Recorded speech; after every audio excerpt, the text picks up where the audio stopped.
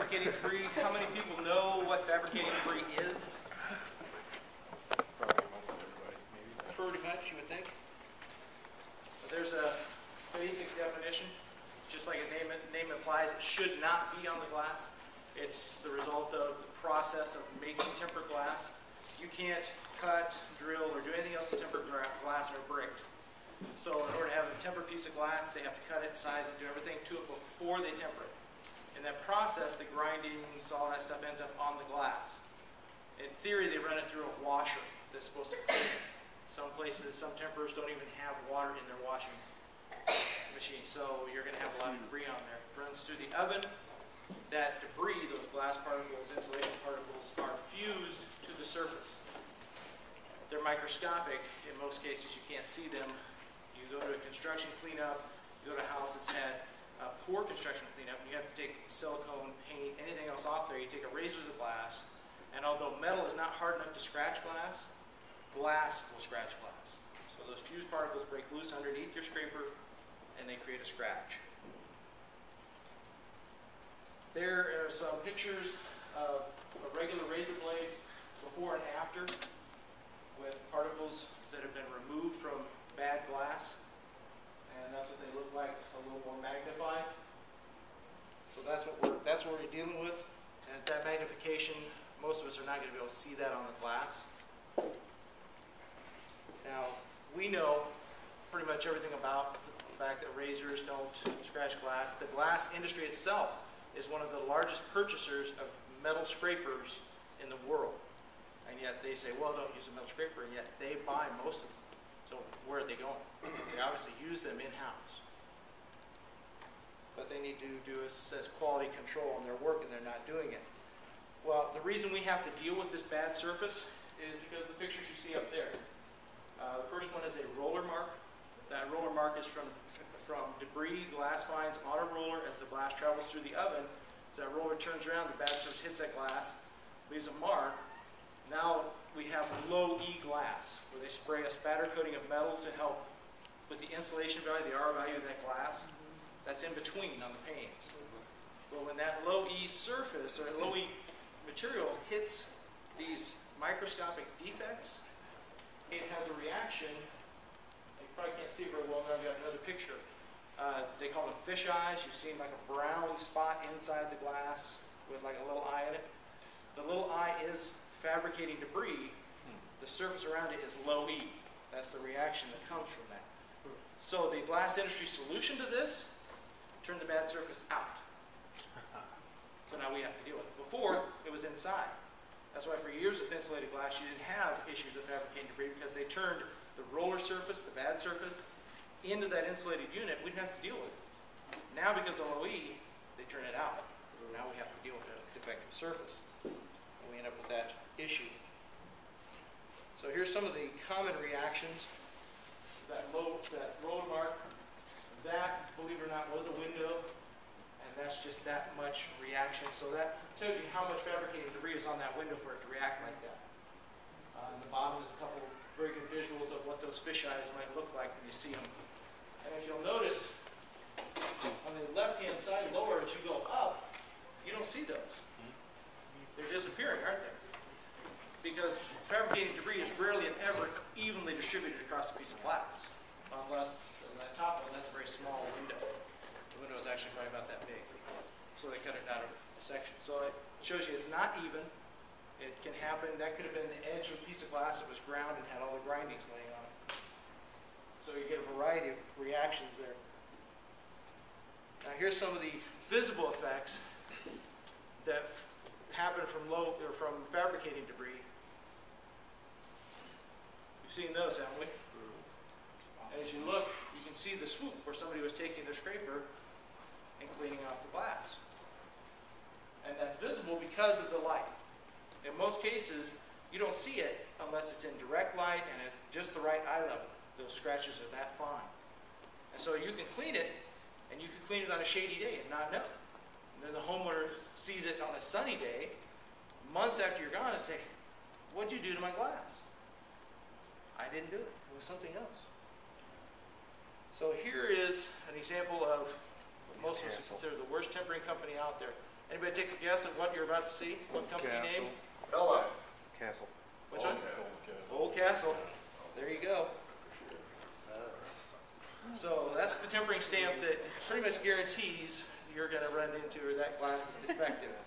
This one's so bad you can see a little, on the right hand side you can see a little pitted areas that's close enough that's actually fabricating debris that's big enough for you to see.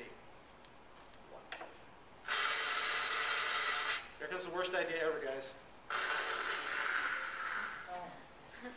The sticker. How many of us have seen the sticker? I love how they say it. They, let's see if I can read it from here a little bit better. Use extreme care when cleaning tempered glass. It scratches easily. Big lie. Huge lie. It does not scratch more easily. The surface of tempered glass and the surface of anneal glass are exactly the same. Tempering changes the interior of the glass. It puts it in more tension, which makes it stronger. The surface remains the same hardness. If they reworded that, it scratches more frequently. Yes, because of fabricating debris, because of poor housekeeping. Then they recommend the use of, here's the worst idea ever, plastic scraper. Anyone care to venture why this is the worst idea ever to scrape glass with? Kevin?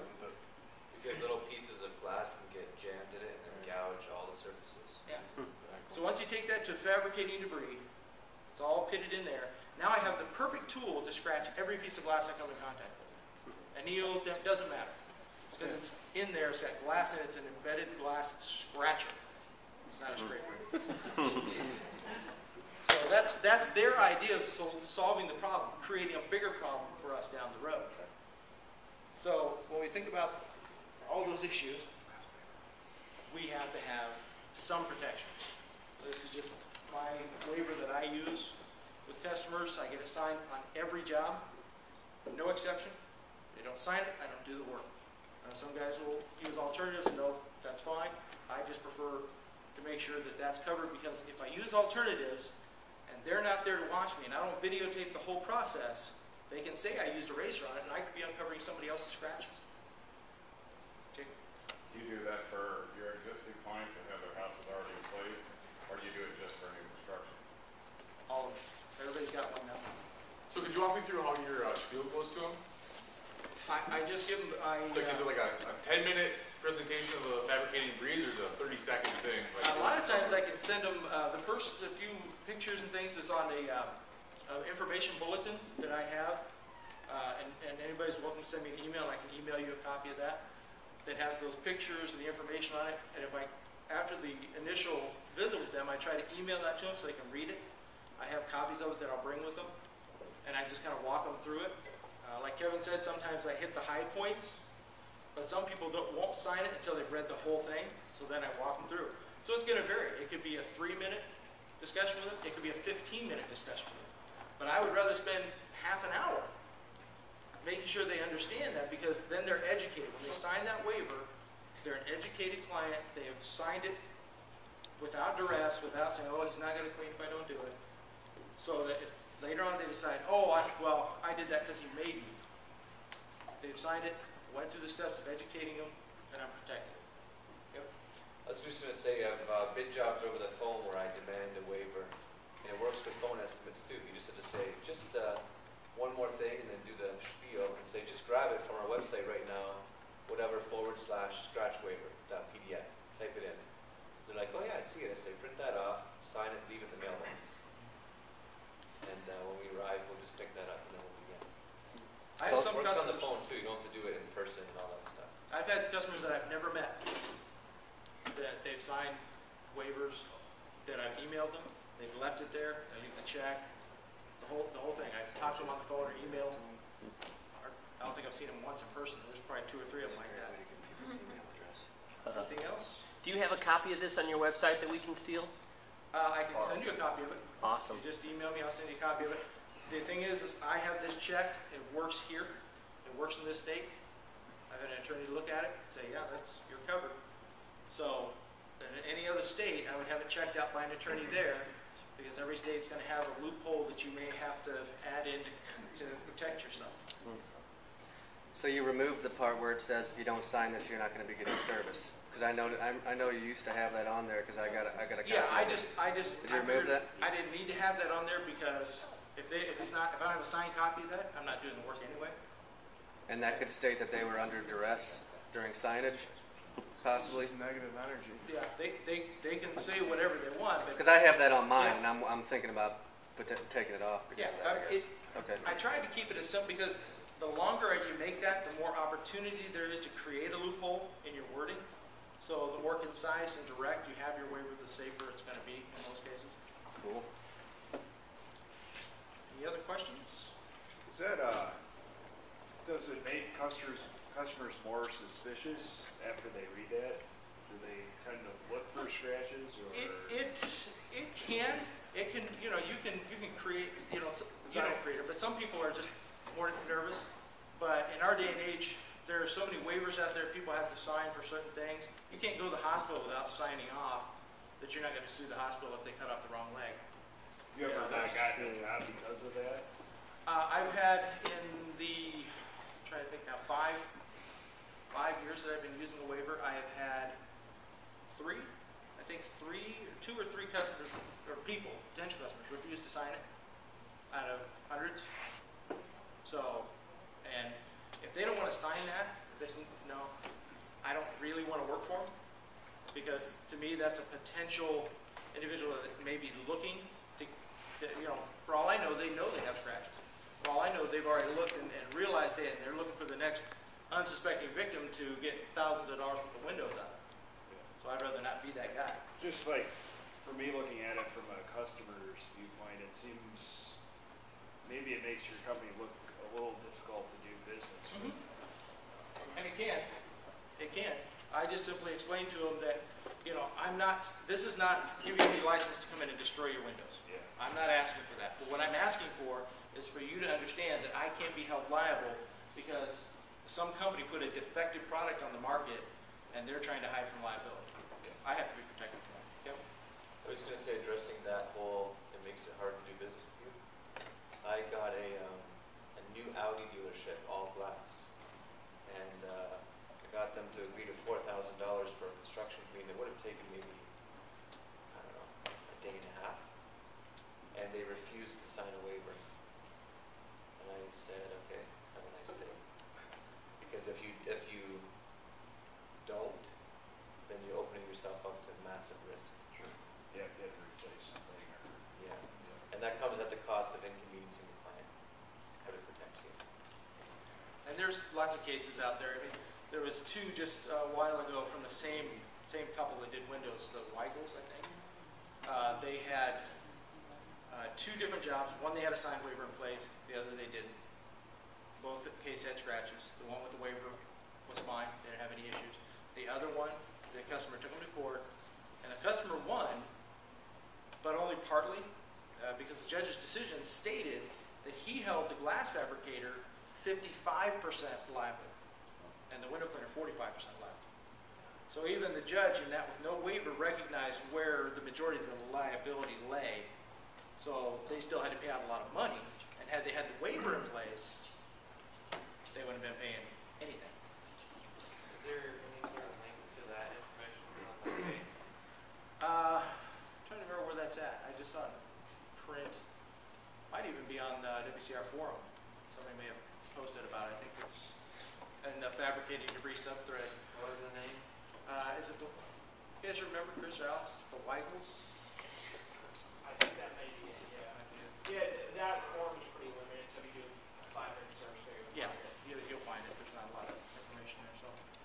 It's just, You do those forms for everybody, even if you're strictly going to use a water-fed pole on the job? yeah, because I may come across a window where I have to, use a scraper to get off a silicone or something else, or dried egg or whatever it might be. I may just have to stick a scraper on a pole and clean that up. And the minute I'm going to take blade to glass, and we have some jobs where they're old windows and they're storm windows, an old storm window. So there's probably almost no tempered glass in that house, but they may have a new storm door. That new storm door's got new tempered glass on it. They may have put a new window in on their sun porch. They may have skylights. And all that's gonna be tempered glass. Or, and since I signed that waiver not with a house in mind, but with a customer, they may change that house structure. They may take out a window and put in a new window. But once I've got that signed, I'm covered for every job I do for them from here on out. So I'm protected that way. All right, so you get the waiver signed. You could then go ahead and blade every piece of glass, skylights, slider doors, all that. Clearly, at some point, you have run across fabrication debris and scratched the shit out of some glass. So this waiver covers you from getting sued or having to, buy him some new glass. But how have you handled those cases where you've had the waiver signed, scratched the crap out of the glass? Have you been able to keep those people happy and keep them as repeat clients, or how has that gone for you? I haven't had anybody come back to me and say, hey, you've ruined my glass. The biggest thing is by the time you would recognize what you're talking about, it's already too late anyway. Yeah. The minute you think you hear it or you think it's there, the only way you know that is maybe you heard something. Yeah. Too late. It's already done. You don't have a waiver. So yeah, you feel bad for the client because they've got a defective product and now they've got scratches on their glass. But you've got to clean that glass. You've got to be protected somehow. It's where I feel bad for them, but I would feel worse for myself if I wasn't protected. Yeah. Do you ever get glass that like kind of cracks and spiders from any I haven't come across any of that? So I've had tempered glass do that, and my guy just had the squeegee on it, or so he says, and the frickin' thing just like spidered I have out. heard about some of it spontaneously exploding. Yeah, maybe the house settled and they, it was a hot day or whatever, they put cold water on it and the extra pressure and, but that was, in those cases, it was always found to be an improperly installed window. Yeah. So again, you gotta be protected. Anybody else? I was told, not to scrape tempered glass and to use the white pad on it, but what it's time consuming. So what you're saying is you get the white waiver signed and then. With the waiver signed, you gotta use a razor, you gotta use a razor. I mean, there are alternative methods, but they usually involve harsh chemicals or a lot of elbow grease. So are you gonna charge extra for that?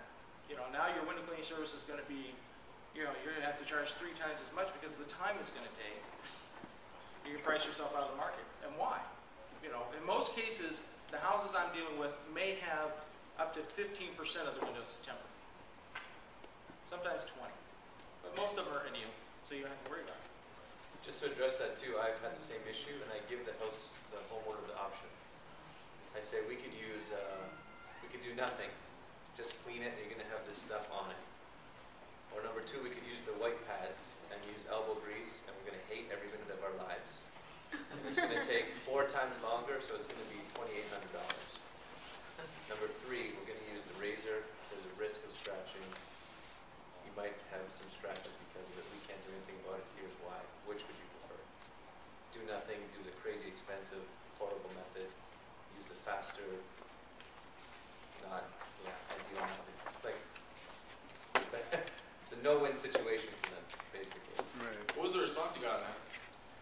Most people just say, go ahead, if it scratches, it scratches. And usually it's not a nightmare. There's just a few spots, maybe 1 or 2 windows that are terrible, but the rest are usually. You flash back to the pictures, remember, it wasn't everywhere. Yeah. Maybe one window, maybe part of the window, maybe nothing. But if it's old castle, odds are it's there. So if you had, did it with white pads, would you have them sign a waiver anyways? No. They just knew that. You just gotta pay a little Yeah, bit I didn't extra. guarantee it would be as good, but I said it would look better. And it was gonna be, usually 4 times the price. Yeah. So with the white pad, you feel safe fabrication debris is not going to be a problem? I felt safer, but maybe I shouldn't have. The only thing you got to worry about there is that if you uncover scratches and they say, Yep. Pre-existing. Right. One of the first pictures you had in there was like a curved line that you said was fabricating debris, kind of as the sun came. At my own house, I've got that same picture, that same look on non-tempered glass, what's the cause of that? You could have had, it could have been mortar or anything on, that somebody then cleaned, or So, dirt or rat. I mean, any so number. regardless if it's tempered or not, the same, Yeah, you can get scratches. The big issue is on tempered glass, if you've got scratches, there's one big culprit, and then there's the possibility of any number of other things, mortar, stucco, things like that. How does like 4/0 steel wool fall into that between razors and white pads as far as the danger of damaging? You'll hear a lot of discussion on that. Some guys will say, well, 4/0's fine, but you go to 3/0, it could dislodge fabricating debris, and it could. I've never heard of anybody saying, yes, I know that I use steel wool on it and it dislodged fabricating debris. I'm not going to say that's, that you shouldn't still have, some waiver in place. But there's risk with anything. The risk here is the customer's going to say, no thanks. So the risk here is I'm going to lose a couple $100 job. If I go ahead and use an alternative method, the risk is I'm going to uncover pre-existing scratches, and I'm going to get blamed for it. And I don't have anything in place to protect myself. So it may be safer in the aspect of fabricating debris, but you're still open to liability if they decide all of a sudden those scratches are your fault, and you have no way to prove to them I didn't touch them with anything that was scratching.